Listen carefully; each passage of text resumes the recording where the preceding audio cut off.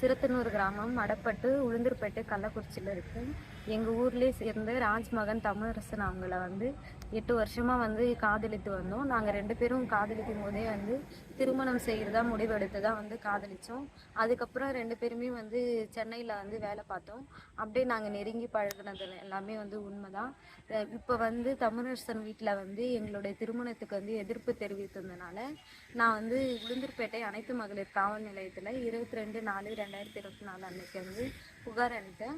அதன்படி அவங்க கூப்பிட்டு விசாரித்தாங்க. இன்னைக்கு திருமணம் தமிழரசன் என்னை செய்து கொண்டாரு. இதுக்கப்புறம் என்னோட வாழ்க்கை என்ன ஆகும்னு சொல்லிட்டு தெரியல. நீங்கள் எல்லாருமே சேர்ந்து எனக்கு ஒரு பாதுகாப்பு.